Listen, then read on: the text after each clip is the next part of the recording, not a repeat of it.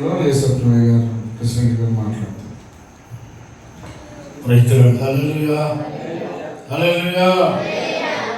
వెళ్ళి వాక్యం చెప్పడం లేదు, ఒక మాట గుర్తు చేయడానికి మాత్రమే నిలబడ్డాను.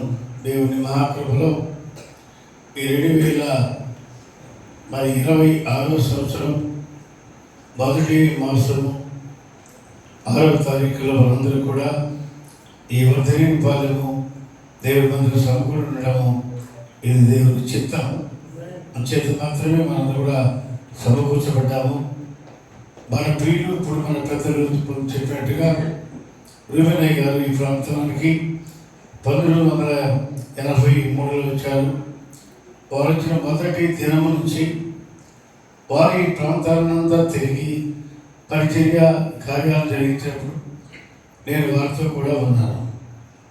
ఆ తర్వాత వారు 2000 సంవత్సరంలో అక్టోబర్ మాసంలో వారి లోకాన్ని విడిచి ప్రభు చేరు పర్యంతం వారితో కలిసి ఉన్నాను. వారి కార్యాలు, వారు చేసిన పనులు, వారి యొక్క సంకల్పము, వారి యొక్క హృదయం దేవుడిన భారం, ఇవన్నీ కూడా వారితో కలిసి ఉన్నాను నేను ఎరుగుతున్నాను.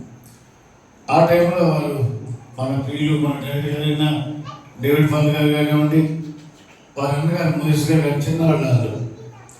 అయితే వారు ఆ తదనంతరం 2010లో మళ్ళా ఈ దేవుని పరిచర్య చేయడానికి 10 సంవత్సరాల తర్వాత తీర్మానం చేసుకున్నారు. ఏది ఏమైనా నాన్నగారు ఏ పని అయితే ప్రారంభించారో ఆ పని మేము జరిగించాలా అనే భావన చేత వారి పనిని చేయడానికి ప్రారంభించారు. నాటి కూడా రూబెల్ మినిస్ట్రీ అనేటువంటి మినిస్ట్రీ ద్వారా అప్పుడు మేమందరం కూడా ఐపీసీలో ఉన్నాం, ఇండియా పెద్దగస్తులో ఉన్నాం. ఆ తర్వాత రూబెల్ మినిస్ట్రీ కార్యక్రమాలు ప్రారంభమయ్యాయి. సేవకుని ప్రోత్సాహపరిచి వారి ధైర్యపరిచి సంఘాల క్షేమాభివృద్ధిని చూసి పరిచయం చేయగలిగితే వారి తీర్మానం చేసుకుంటే వారితో కూడా నేను ఉన్నాను. అలాగే మన ఇక్కడ ఉన్న సేవకులందరూ కూడా వారితో ఉన్నాను. అప్పుడు జరుగుతున్న పరిస్థితి ఏంటంటే తెలుగు పర్యాయము రూబెల్ మినిస్ట్రీ మీటింగ్ జరిగేది. ఆ మినిస్ట్రీ మీటింగ్లో సేవకులు మేమందరం కూడా సమకూడి 11-12 గంటలకు వచ్చి 2 గంటల వరకు ఉండి ఆ రోజు ఏదో ఎవరి ద్వారా వాక్యం విని ఆ తర్వాత అక్కడ వాళ్ళు భోజనం పెట్టి తిరిగి వెళ్ళిపోయేవారు. ఆ తర్వాత నాకు నేను దీనిలో పెద్దగా ఉన్నాను. నా మనసులో ఒక ఆలోచన ఉంది, నేనే పెద్దవాడు అయిపోతా ఉన్నాను. నాకు 74 సంవత్సరాలు. ఇంతకాలంగా నేను బ్రతకడానికి దేవుడు కృప చూపాడు. నేనేం చేశాను, నేనేం చేసి ఈ లోకాలు విడిచిపెట్టి వెళ్ళిపోవాలి, ఏమి మిగిలి ఉండాలి అని ఆలోచిస్తున్నప్పుడు దేవుడు నా మనసులో పెట్టాడు ఒక భాగం ఏంటంటే 2 రోజులు రూబెల్ మినిస్ట్రీ మీటింగ్లు పెట్టాలా. మొదటి రోజు రాత్రి, 2వ రోజు పగలు, ఆ ఉదయం స్థుతి కూటము, రాత్రి కొడుక కూడా పెడితే బాగుండు అని చిరుగురు పనులో దైవసేవకులు జ్ఞానప్రసాద్ గారి యొక్క జ్ఞాపకార్థ కొడుకులో పాల్గొన్న మా సేవలైన వారందరితో కూడా ఒక మాట చెప్పారు.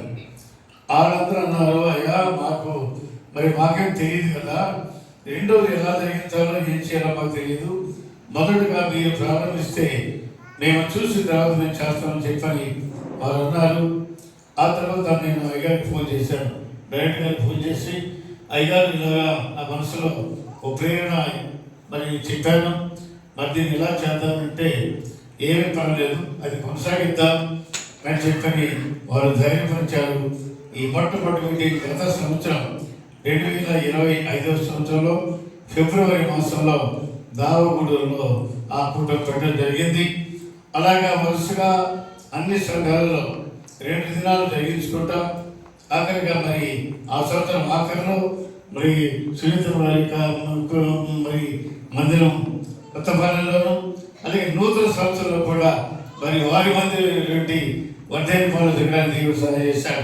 దేశంలో చెప్పండి, 2 అవకాశాల వారికి దక్కాయి కనుక దేవుని మహాకృపలో అక్కడ చాలా ఆశ్చర్యకరంగా కొడిగా జరిగింది. ఇక్కడ కూడా దీవికరంగా జరగడానికి దేవుడు సహాయం చేశాడు. అందుని బట్టి ప్రభువును స్తుతిస్తున్నాను. నేను ఒకటి మాత్రం చెప్తున్నాను, ఈ 2020 6వ సంవత్సరపు ఆశీర్వాదాల చేత మనమందరం కూడా బలపరచబడి 2027లో ప్రవేశించడానికి కావాల్సింది విశ్వాసము అని దైవజనులు ఇద్దరు కూడా విశ్వాసాల గురించి చాలా స్పష్టంగా మనతో మాట్లాడడం జరిగింది.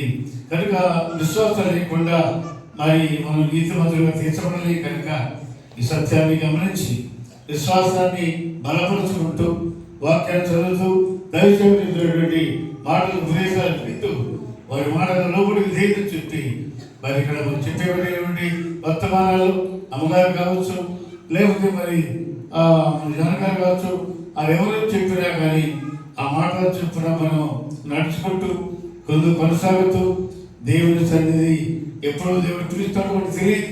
చిన్న లేదు, పెద్ద లేదు, ఎవరు ఏంటి అని పిలుస్తారో తెలియదు. కనుక మన విశ్వాసాన్ని కాపాడుకుంటూ ముందు కొనసాగుదాం. మన పిల్లల్ని, మన సంఘాన్ని విశ్వాసం స్థిరపరచమని అని మరి ముఖ్యంగా ఇక్కడ మీ పరిచర్యలో మనకి సహాయపడుతూ నడిపించినటువంటి మరి పాస్టర్ గారు ఇక్కడే ఉన్నారు, పాస్టర్ గారు ఇక్కడే ఉన్నారు.